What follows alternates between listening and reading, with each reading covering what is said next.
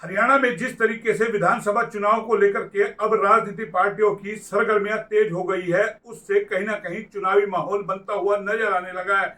और टिकट के दावेदारों की जिस तरीके से फौज खड़ी हो रही है, कहीं ना कहीं पार्टियों के लिए बड़ी मुसीबत खड़ी हो रही है। बात करेंगे बीजेपी की, जिस तरीके से वहां पर आजकल रायशुमारी की जा रही है उनके कार्यालय के अंदर, उस पर भी चर्चा करेंगे। और आज नायब सैनी अहिरवाल में पहुंचे, कहें कि एक बड़ी मैराथन यहां पर की गई थी, उस पर भी चर्चा करेंगे। और चर्चा करने के लिए हमारे साथ है विनय यादव जी।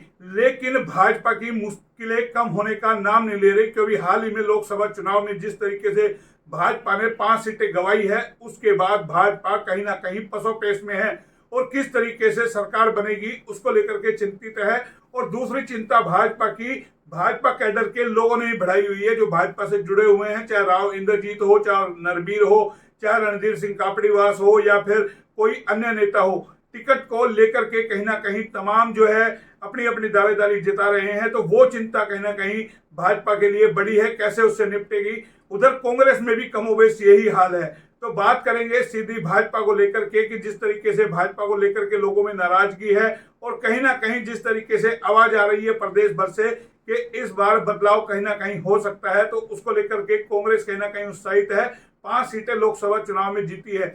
विनय यादव जी राजनीति विश्लेषक है, हमारे साथ है, और उनसे जानेंगे कि जो रायशुमारी है इसके मायने क्या है और किस तरीके से जो बागी होने को तैयार है या टिकट की जो दावेदारी जता रहे हैं, नाराज है, उनसे कैसे निपटा जाएगा। विनय जी, किस तरीके से देखते हैं? अब तो चर्चा कहें कि सीएम भी आई है, मैराथन यहाँ पर हुई, तो एक तरीके से राजनीतिक माहौल गरमाने लग गया है।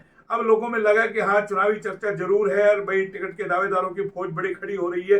किस तरीके से देखते, कैसे निपटेगी भाजपा? देखिए मोहन जी, मैराथन रेवाड़ी में हुई, मुख्यमंत्री जी आए, बहुत अच्छी बात है। इससे पहले भी मैराथन होती रही है, यहाँ नहीं हरियाणा के अलग अलग शहरों में अलग अलग समय पर होती रही है। सामाजिक संस्थाएं, एनजीओ और जो उद्योगपति हैं वो भी अपनी तरफ से इस तरह की मैराथन का आयोजन करते रहे समय समय पर। मगर बात यह है कि अब भाजपा की सरकार है, तो भाजपा चाह रही है कि किसी भी तरह से जो स्थानीय मुद्दे हैं, हरियाणा प्रदेश के मुद्दे हैं, उन मुद्दों से ध्यान हटाकर जनता को एक नए, आप समझे, मुद्दों में उलझा दिया जाए। लोग उन मुद्दों को चुनाव में भूल जाएं। हरियाणा के अंदर 10 साल में क्या विकास कार्य नहीं हुए, क्या अनदेखी हुई, किस तरह का सरकार का रवैया प्रशासनिक वर्ग के साथ, और या भी कर्मचारी वर्ग जो था, जो समय समय अपनी मांगों के लिए आंदोलन करते रहते, उनके साथ जिस तरह से लाठीचार्ज हुआ, उनके साथ मुकदमे दर्ज हुए, तो उन सब से ध्यान हटाने के लिए सरकार चाह रही है इस तरह के नए नैरेटिव हम सेट करें कि लोग उन मुद्दों को भूलकर और इस तरह की चर्चाओं में उलझकर रह जाएं। सबसे पहला तो उद्देश्य सरकार का इसके अंदर ये है। दूसरा उद्देश्य, दूसरे आप बात करें कि मैराथन हुई भाजपा की, ये मैराथन भाजपा की तरफ से नहीं थी, सरकार की तरफ से ऑर्गेनाइज की गई थी। इस मैराथन के अंदर बहुत से ऐसे लोग थे, अधिकांश जिनकी आस्था भाजपा में नहीं है, जो खिलाड़ी हैं, युवा हैं, बच्चे हैं, केवल उनकी आस्था थी मैराथन में हिस्सा लेने के लिए, अपनी उपस्थिति दर्ज कराने के लिए। अब एक नया ट्रेंड भी चला हुआ है कि लोग मैराथन में जाते हैं, सेल्फी लेते हैं, अपनी वीडियो बनाते हैं, शॉर्ट रील डालते हैं, ये अपनी रील डालने के लिए, पॉपुलरिटी के लिए भी बच्चे और आज का युवा तबका करता रहता है। मगर उसका ये तात्पर्य बिल्कुल नहीं है। अब वो जो लोग मैराथन में आज गए, उन सभी की आस्था भारतीय जनता पार्टी में या हमारी हरियाणा की प्रदेश सरकार के अंदर है। ये बात एक तो समझने की सबसे बड़ी ये है। दूसरा, सीएम साहब को अब कोई ना कोई तो बहाने चाहिए होंगे चुनाव तक लोगों के बीच में जाने के लिए, तो इस तरह के आयोजन होते रहेंगे और वो जाते रहेंगे। मगर सबसे बड़ी विकट समस्या भारतीय जनता पार्टी के लिए आज के समय में क्या है? अब जो इनके अपने कैडर के ही लोग हैं, वो टिकट ना मिलने की स्थिति के अंदर, या उनको ये डर सता रहा है कि आपकी टिकटें 19 की तरह फिर से कट सकती हैं। तो जिस तरह से जो तलक और बागी तेवर उन्होंने अपना रखे हैं, जैसे आपने अभी नाम लिया राव नरवीर का, कापड़ीवास जी का, राव इंद्रजीत सिंह का, रामविलास शर्मा का, ये हम आसपास की विधानसभा के बता रहे हैं, ऐसे पूरे हरियाणा में कमोबेश यही स्थिति बनी हुई है। क्योंकि भारतीय जनता पार्टी के अंदर जो लोग हैं, उन कोई भी आश्वस्त नहीं, आप चाहे विधायक हैं चाहे मंत्री, आपकी टिकट काट सकते हैं। पता नहीं किसका क्या कब ऊपर से दबाव आ जाए, क्या आदेश आ जाए, और जो टिकट की लाइन में चुनाव जीतने वाला कैंडिडेट, उसकी भी टिकट किसी न किसी दबाव में कट सकती है। नहीं, मैं सवाल ये कर रहा था आपसे, 2014 और 19 का 24 में आते आते सिनेरियो अलग हो गया। 14 में देखिए ठसकती मोदी की लहर थी, 19 में भी एक तरीके से लहर थी, राव भी चुप रहे, जिसको टिकट दिलाई ना दिलाई या जिसकी कटी ना कटी 19 में। लेकिन इस बार जो तलक तेवर देखने को मिल रहे हैं उसके क्या मायने लगाए जाए? क्या भाजपा अल्पमत में है? जिस तरीके से लोकसभा चुनाव में डेंट लगा वो डर कहीं ना कहीं है, या इस बार किसी को नाराज नहीं करना है? जो ठसक थी टिकट बांटने की, जिसकी मन में टिकट काट दी, जिसकी नहीं काट दी, या इस बार भी वो सिनेरियो आपको देखने को मिलेगा? देखिए मोहन जी, इस बार भाजपा पूरे दबाव में है। आप 14 की बात करें तो 14 के अंदर भारतीय जनता पार्टी को जो वोटें मिली थी वो उस समय की जो लगातार की कांग्रेस सरकार रही थी उससे जो नाराजगी थी उसके खिलाफ में अपने आप वोटें डली थी। जिस तरह इस बार लोकसभा चुनाव में जो कांग्रेस के नेता बेशक कह रहे हो हमारी वजह से वोटें मिली, या इनको वोटें कांग्रेस को भी वो मिली है जो भारतीय जनता पार्टी के विरोध में उनकी नीति से, कार्यशैली से, उनकी योजनाओं से जो नाराज तबका था वो विरोध में वोटें डाली है, वो कांग्रेस को चली गई। विपक्ष को हमेशा वो जाती है, जाती रहेंगी। अब यही माहौल कमोबेश दिन रात मीडिया पर देखने को मिल रहा है। लोगों में चर्चा है कि इस बार भारतीय जनता पार्टी की सरकार हरियाणा में नहीं आ रही है। अगर कोई वर्कर या नेता कहता है कि भाजपा की सरकार बहुमत में आएगी तो लोग सीधा सा एक जवाब देते हैं, जब 75 पार के नारे में आप लोग 40 पे सिमट गए तो इस बार तो पिछली 19 वाली देशभक्ति की लहर की स्थिति भी नहीं है और ना वो नारा है, तो इस बार आप 40 पे भी नहीं टिक पा रहे हैं। तो आप वो बातें लोगों के गले से नीचे नहीं उतरती, हजम नहीं कर पाते हैं वोटर और वर्कर जो है इन बातों को कि इस बार सरकार बन रही है। अब इनके लिए सबसे बड़ी चुनौती ये है, अब कैसे भी करके, चाहे हम जोड़ तोड़ करके निर्दलियों को साथ लेके या अन्य क्षेत्रीय पार्टियों से कोई जीत के आए उनके विधायकों को साथ लेके हम गठबंधन की सरकार बना लेंगे। मगर भाजपा लंबे समय तक गठबंधन की सरकार चलाने की आदि कभी नहीं रही है। भाजपा पूर्ण बहुमत की सरकार तो चला सकती है क्योंकि इनका एक सीधा सा सिद्धांत है, इनको केवल यशमैन ही नेता चाहिए होते हैं, यशमैन ही अफसर चाहिए होते हैं, यशमैन ही कार्यकर्ता चाहिए होते हैं।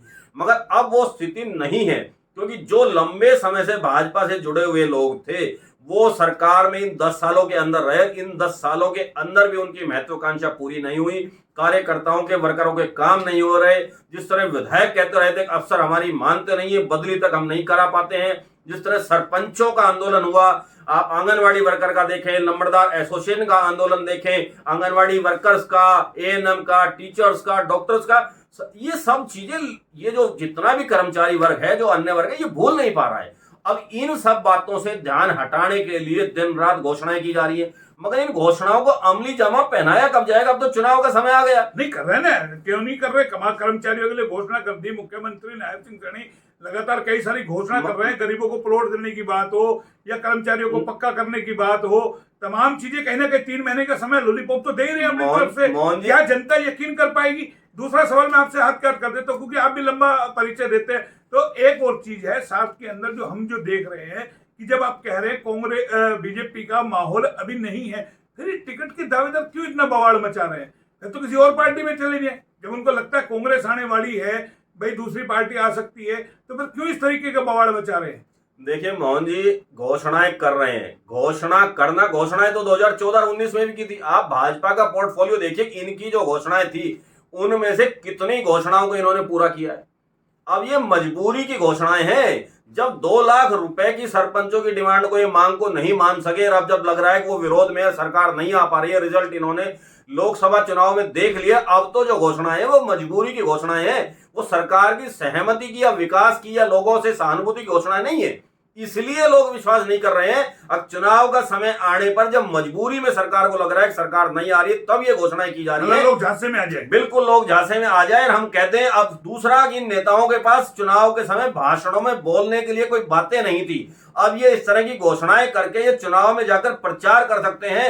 अगर हमने 21 लाख की ग्रांट की परमिशन सरपंचों को दे दी, हम जो कंप्यूटर टीचर हैं या जो डीसी रेट पे लगे उनको हम पक्का करने के लिए हमने कह दिया कि उनको हम पक्का करेंगे कब? अगर ये चुनाव पहले इसको अमली जामा पहनाते हैं और जो घोषणाएं इनको पूरा करके दिखाते तो लोग इन पे विश्वास कर सकते हैं। अब सबको पता है, लोग समझदार है, पढ़े लिखे हैं। अब आचार संहिता लग जाएगी। मैं वही तो बात कह रहा हूं। अब ये घोषणाएं केवल एक कोरा लॉलीपॉप है चुनाव को देखते हुए। फिर मेरा अगला सवाल यही था ना आपसे, फिर टिकट के दावेदार, हम मैं उसी बात पे आऊंगा ना।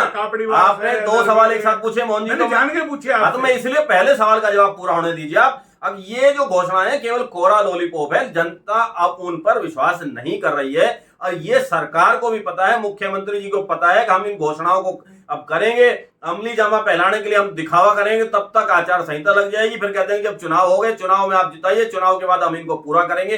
अगर पूरा करना होता तो पूरा लंबा 10 साल का शासन इनके पास रहा, अगर ये पूरा करना चाहते तो 10 साल में कर सकते थे, मगर केवल अब हार के डर से, सत्ता खोने के डर से ये घोषणाएं की जा रही है, ये आप मानकर चलिए। अब आप दूसरी बात कही, आपने टिकट के दावेदार बहुत ज्यादा है, टिकट के दावेदार कांग्रेस में भी बहुत है और भारतीय जनता पार्टी में भी बहुत है, अधिकांश विधानसभाओं पर, और होंगे। इसलिए अब जो भाजपा के पुराने कैडर के नेता है अब उनको जगह नहीं मिल रही, अधिकांश को कांग्रेस में हम अपनी सीट पक्की कर सके। उन्हें यह विश्वास नहीं है कि आप भाजपा छोड़कर कांग्रेस में चले गए तो कांग्रेस में तो पहले से ही बस भरी हुई खड़ी है, टिकट के दावेदारों की लाइन लगी हुई है, तो आपको टिकट देगा कौन, ये उनके साथ सबसे बड़ी समस्या है। इसलिए वो पलायन भी नहीं कर पा रहे हैं, उनकी मजबूरी है। मगर एक बात है, जिस तरह का अंतर्द्वंद अब भाजपा में चल रहा है, अलग अलग खेमे बन गए, सब अपने खेमे के लिए टिकट की डिमांड कर रहे हैं, पुराने भाजपा कैडर के लोग टिकट चाह रहे हैं, उसकी वजह से भाजपा को टिकट वितरण में बहुत भारी परेशानियों का सामना करना पड़ेगा। अब जो आप करें, आप लोगों से राय शुमारी की जा रही है, राय शुमारी भी इसी का हिस्सा है। पहले क्या हुआ था, टिकट ऊपर से आगे लोग नाराज थे और ये सीटें हार गए। अब ये राय शुमारी के जरिए केवल अपने कार्यकर्ताओं को रोकना चाह रहे हैं, उनका मनोबल बढ़ाना चाह रहे हैं, दिखाना चाह रहे हैं आप सबसे राय लेकर हम टिकट वितरण कर रहे हैं। आप मुझे बताइए, राय शुमारी की गई, राय शुमारी बंद डब्बे में रहेगी? कहीं ये बताया गया?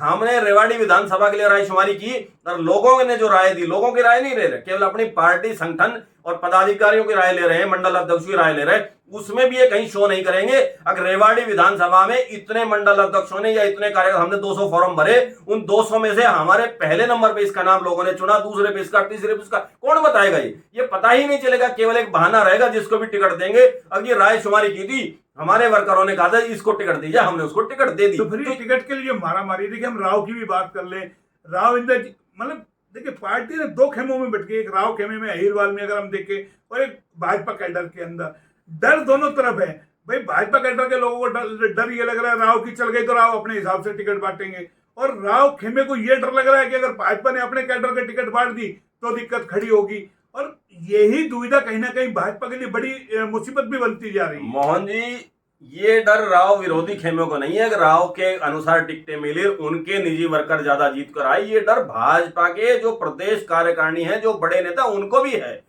अगर राव साहब का जिस तरह का तलख रवैया रहा है, उनका तेवर है, अगर कहीं ना कहीं इनके समर्थक के लोग जीत के आगे, उसके बाद इनके तेवर और कड़े तलक हो जाएंगे। जब वो अभी मुख्यमंत्री और अन्य नेताओं को आड़े हाथों ले सकते हैं, उनके लिए अपने भाषणों में बयानबाजी कर सकते हैं, तो अगर राव समर्थक जीत के आए फिर तो ये किसी बड़े नेता को गिनेंगे नहीं।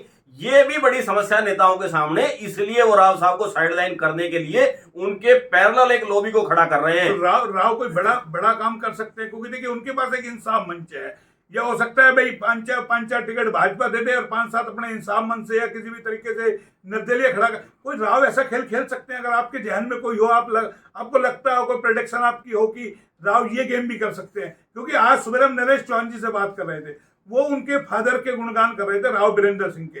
तो राव बीरेंद्र सिंह ने किस तरीके से अपनी पार्टी बनाई, 18 सीटें जीती, 39 पे उन्होंने चुनाव लड़ा और एक हिम्मत दिखाई। क्या राव इंद्रजीत सिंह भी अपने पिता की तरह हिम्मत दिखा सकते हैं? कोई ऐसा खेल 2024 में खेल सकते हैं?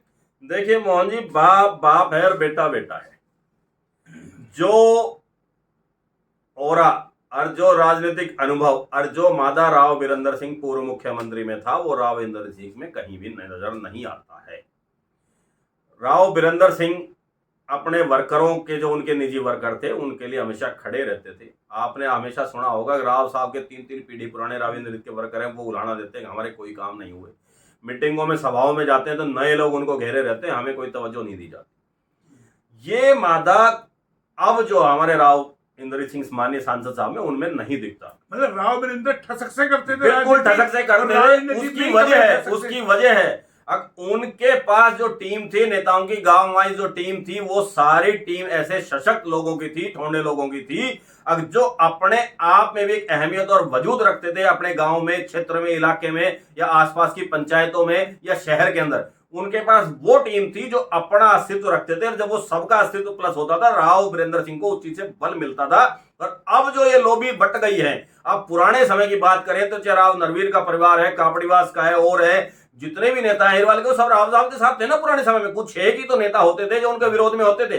तो उस समय की परिस्थितियों में आज की परिस्थिति में फर्क है। उस समय राजनीतिक पार्टियां दबाव में होती थी और काम करती थी। अब भारतीय जनता पार्टी के अंदर कुछ नेता ऐसे आ गए हैं जो अपने अहम की खातिर दूसरों का दबाव नहीं मानते। उनका एक ही एजेंडा है, जो भी दबाव के नेता हैं, जो पुराने राजनीतिक घराने जो पैठ रखते हैं, उन सबको ठिकाने लगाया जाए किसी ना किसी तरीके से। वही राव के साथ किया गया, वही राजस्थान में, वही मध्य प्रदेश में, हर प्रदेश में देखे कमोबेश यही स्थिति है।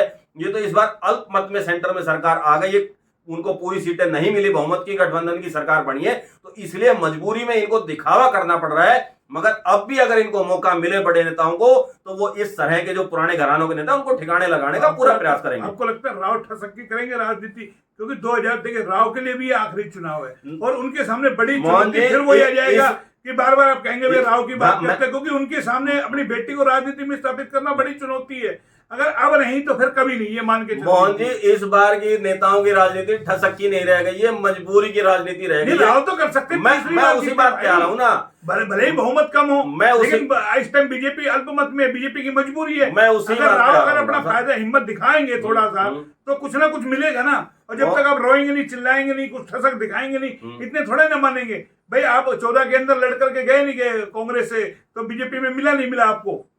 मोहन जी, इस बार की राजनीति किसी भी नेता की ठसक्की नहीं है, अपने राजनीतिक जमीन अस्तित्व को बचाने की है, अपनी अगली पीढ़ी को राजनीति में स्थापित करने की बच गई है।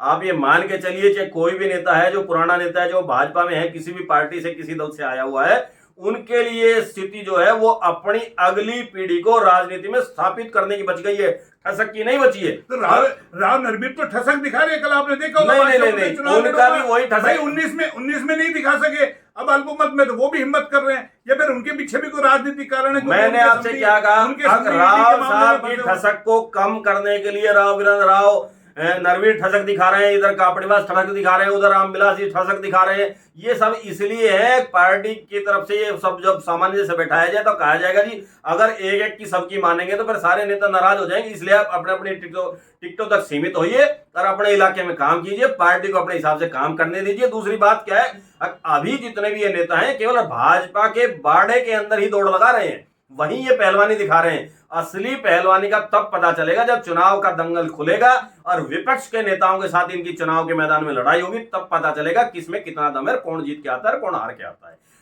तो अब ये नंबर बनाने का खेल हो रहा है क्या, ये दबाव बनाने का खेल हो रहा है? ये केवल इस समय केवल दबाव बनाने का खेल हो रहा है। एक राजनीतिक चर्चा बढ़े, भाजपा के लिए चर्चा हो, दिन रात एक नया नैरेटिव सेट किया जा रहा है, दिन रात भाजपा की चर्चा लोगों की जुबान पे रहे। हवा तो नहीं बन पा रही ना, हवा तो मैं कांग्रेस जिस तरीके से गेन कर रही है, चाहे दीपेंद्र हुड्डा हो, चाहे मैं उसी बात पे आ रहा था। अभी क्या है, मैराथन और अन्य प्रोग्राम चल रहे हैं। जिस दिन राहुल गांधी हरियाणा के अंदर एक पद यात्रा निकाल गए ना चुनाव से पहले, उस दिन ये पीछे की सारी यात्राएं, मैराथन, ये सब कुछ फेल हो जाएंगे। केवल उसका ही एक अस्तित्व बचेगा जो नई यात्रा चुनाव के समय निकलेगी। तो भाई राहुल का आपने बड़ा जिक्र कर दिया, आपने राहुल का हरियाणा से क्या लेना देना भाई? मोहन जी, भूपेंद्र हुड्डा को कमान दे रखी है। मोहन जी, ये सूचना मिली थी अब चुनाव के नजदीक राहुल गांधी विधानसभाओं का दौरा करेंगे, दीपेंद्र हुड्डा और भूपेंद्र हुड्डा के अन्य जो स्थानीय नेता उनके साथ मिलकर। ये उनकी प्लानिंग अभी चल रही है। ये सूचना आई थी सूत्रों से, अगर राहुल गांधी चुनाव के समय हरियाणा के अंदर जरूर आएंगे, सभाएं भी करेंगे। तो भाई फिर बीजेपी के पास भी तो बड़े लीडर है, वो नहीं आ सकते? मोदी जी नहीं आएंगे, वही तो कह रहा हूं। जिस तरह विपक्ष अब बड़े नेताओं को, भाजपाओं को घेरने लग रहा है हर जगह, क्योंकि उनके पास अपने 10 साल के कार्यशैली का जवाब नहीं है। जो जनता से वादे किए थे उन पर वो बोल नहीं पा रहे हैं और एक जनता का मन बन गया है भाजपा के विरोध में। तो उसका फायदा ही कांग्रेस को लोकसभा में मिला था, वही फायदा उनको विधानसभा में मिलेगा। तो इस परिस्थिति से निपटने के लिए भाजपा बड़ी दुविधा में है, कैसे भी करे, क्या करें, उनकी समझ में नहीं आ पा रहा है हम कैसे इससे उभरे।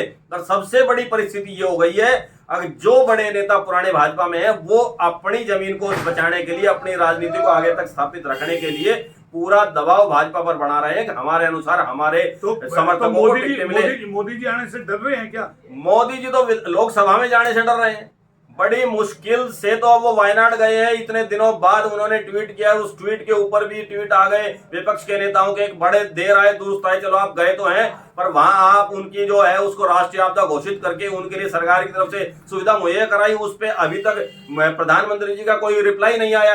अब भाजपा के लिए दिक्कत क्या है, अगर वो कांग्रेस के ट्रैप में फंसती है तो उनके लिए दिक्कत है। अगर उनकी कही हुई बातों पर नहीं आती है तो फिर जनता ये कहती है कि ये काम नहीं करना चाहते। तो अब भाजपा के साथ जो भाजपा ने पुराने समय के अंदर केवल कुछ नेताओं को कमान देकर, चाहे हरियाणा में मुख्यमंत्री पूर्व मुख्यमंत्री खट्टर जी को, और ऊपर प्रदेश में आप देखें तो 2-3 ही नेता थे, मोदी जी और अमित शाह जी और नड्डा, उनको जो कमान दी उन्होंने जैसे ही अन्य कैडर के नेताओं को धीरे धीरे खत्म करना शुरू किया और उनको खत्म किया, तो अब भाजपा के पास वो वर्चस्व के नेता नहीं बचे जो उनकी जगह पर। आपको लगता है बीजेपी के पास राव अभी एक तुरुप का पत्ता है? अहिरवाल की जो 10, 15, 16 सीटें 18 सीटें हैं, राव कुछ कर पाएंगे? मोहन जी यही तो दिक्कत आ रही है बीजेपी के सामने। अगर वो पूरा चार्ज राव साहब को देते हैं दक्षिण हरियाणा के, तो जो भाजपा कैडर के लोग हैं वही उन सीटों को हरवा देंगे, क्योंकि वो एंटी राव राजनीति उनको करना है और अपने राजनीति को अगर जिंदा रखना है तो। और राव साहब कभी भी अन्य नेताओं के साथ सामंजस्य बैठा नहीं पा रहे हैं, क्योंकि राव साहब को अगर बड़ा नेता बनना है तो भाजपा के अन्य नेताओं से सामंजस्य उनको बैठाना पड़ेगा। तो अगर ये नहीं हुआ तो राव कोई बड़ा खेल खेलेंगे? नहीं खेल सकते, नहीं। मैं समझ गया आपकी बात, मैं समझ गया। मैं पूछ रहा हूं कि राव कोई बड़ा खेल मैं समझ गया। आप बार-बार उनके पास है, आप बार-बार कुरेद कर ये पूछना चाहते हैं कि इंसाफ मंच का क्या होगा, इंसाफ मंच से क्या होगा। हो सकता है अपने लड़ा दे, नहीं लड़ा सकते, निर्दलीय लड़ा, जीत के बाद नहीं लड़ा सकते। भाजपा में रहते हुए अगर भाजपा की 3 सीटें राव साहब को दे दिया, 2 सीटें भाजपा ने दे दी, तो क्या वो निर्दलीय या अपने इंसाफ मंच से कैंडिडेट खड़ा कैसे करेंगे? वो नहीं, अलग से लड़ा दे, इंसाफ मंच से ना लड़ा, निर्दलीय अपने निर्दलीय तो कोई भी लड़ा सकता है, फिर भाजपा सीटें हार जाएंगी। जब भाजपा की टिकट पे दूसरा कैंडिडेट लड़ेगा, राव साहब अपना निर्दलीय खड़ा करके उसकी मदद करेंगे, तो भाजपा सीट वो वैसे हार गई, वो भाजपा के खाते में जाएगी कहां से? सबसे बड़ी दिक्कत तो यही आ रही है। अब इस पर भाजपा आया और भाजपा के नया कैडर, पुराना कैडर, जो अन्य प्लान करके नेता आए थे, वही भाजपा को हरा रहे हैं। और पिछली बार 40 सीटों पर सिमट गई थी, और अगर ऐसा ही माहौल रहा तो इस बार उससे आधी सीटों पर भाजपा सिमट कर रह जाएगी। तो ये विनय यादव जी थे, कहीं ना कहीं आज जोश में हैं और इनको कहीं ना कहीं लगता है कि भाजपा ने जिस तरीके से 10 साल का शासन इन्होंने किया है उसमें काम इनके पास गिनाने को नहीं है। लेकिन जो टिकट के दावेदार है वो कहीं ना कहीं अपने दबाव की राजनीति कर रहे हैं, क्योंकि उन्हें भी अपना राजनीति अस्तित्व बचाए रखना है। चाहे उसमें नरवीर हो, चाहे कापड़ीवास हो, चाहे संतोष हो, चाहे कैप्टन अभिमन्यु हो, तमाम नेता, ऐसे बहुत सारे नेता हैं जो दबाव बनाने की बात कर रहे हैं कि इस बार क्योंकि भाजपा अल्पमत में है, अगर भाजपा ने अब नहीं सुना तो उनकी कभी नहीं सुनी जाएगी और उनका राजनीति अस्तित्व किस तरीके से सिमट जाएगा। क्योंकि राव नरवीर 2019 में टिकट उनकी कट गई और किस तरीके से उनके 5 साल निकले हैं, अब वो मुखर हो रहे हैं। ऐसे बहुत सारे नेता हैं, रामविलास शर्मा की भी कहें कि उम्र के अंतिम पड़ाव पर राजनीति है, और ऐसे बहुत सारे नेता भी हैं जिन्हें अपने बच्चों को राजनीति में सेट करना है। और यही दुविधा कहीं ना कहीं भाजपा के गले की फांस बन गई कि बड़े बड़े दावे और वादे तो किए लेकिन अपने नेता पैदा नहीं कर पाए। किस तरीके से टिकट वितरण होगा, तमाम चीजें हैं, हम आपको राजनीति विश्लेषक विनय यादव जी से लगातार दिखा रहे हैं, चर्चा कर रहे हैं। आगे जो भी अपडेट होगा आपको देंगे, लेकिन जिस तरीके से रायशुमारी हो रही है उसका क्या अंजाम होगा, किस तरीके से क्या कुछ निकल के आएगा, वो भी हम आपको बताएंगे। फिलहाल इतना ही, फिर आएंगे किसी नए अपडेट पे। तब तक के लिए नमस्कार।